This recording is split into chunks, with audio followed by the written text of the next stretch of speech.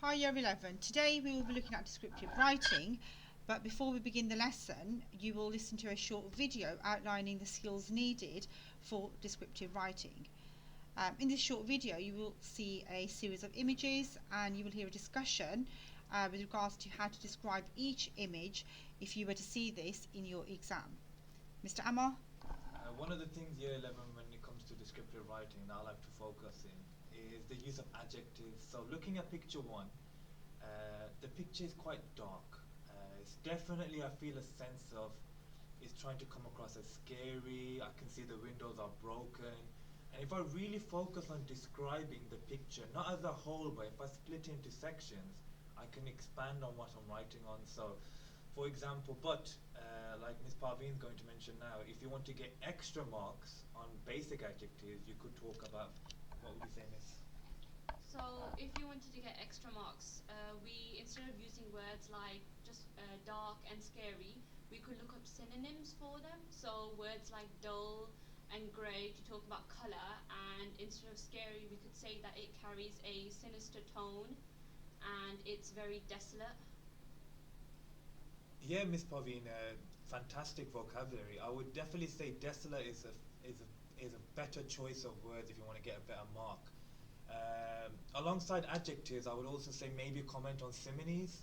So, for example, it might be a bit of a random example, but the windows are broken like pieces of glass, which really puts on the descriptive image that the building hasn't been accessed by anybody.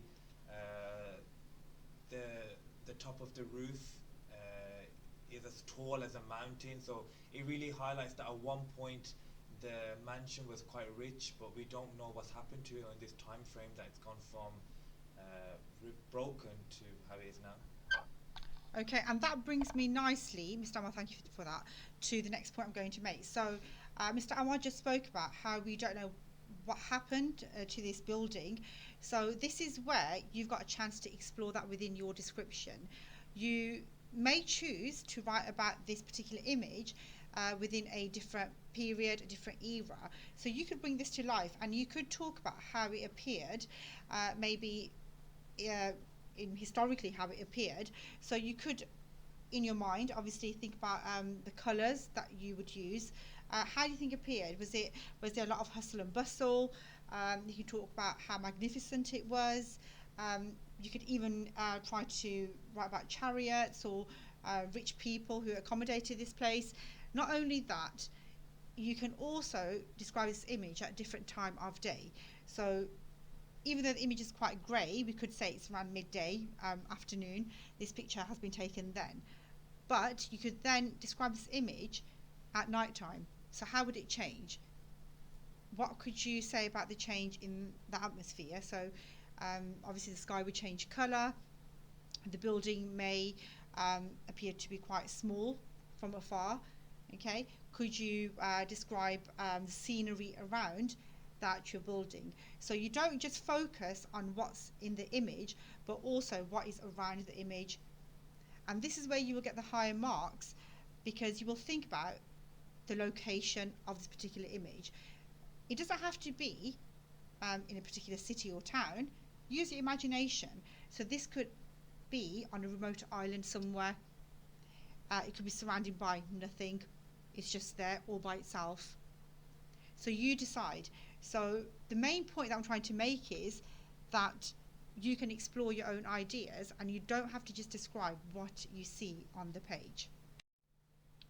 Now, in this image, you can see the picture of a valley.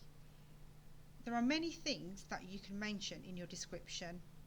So, let's add on to what was previously said. Not only will you use adjectives and similes and language devices to describe the image, you can focus on various parts of the image. You can break down the image into sections and focus on each one. So each one will make a paragraph. So let's break this down now.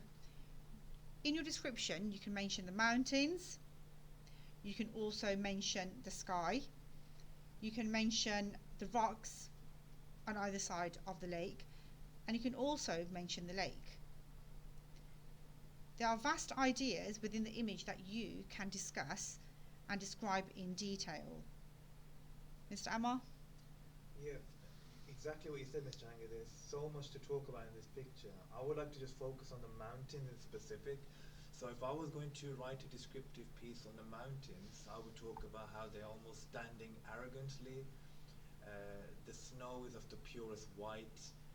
The fact that the rocks are cracked like knives, making it almost impossible for anyone to climb.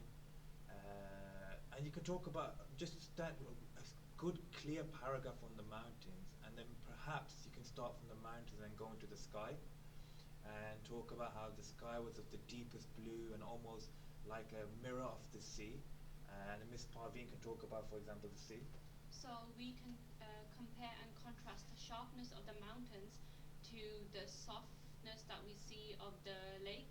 So we can talk about the color, we can talk about how it's as blue as the sky, and we could talk about the flow, how the water is flowing.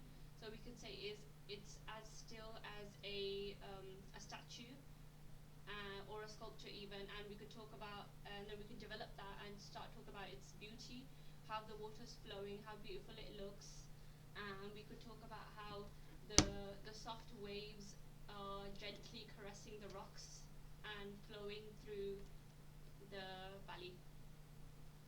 Okay, thank you for that, Miss.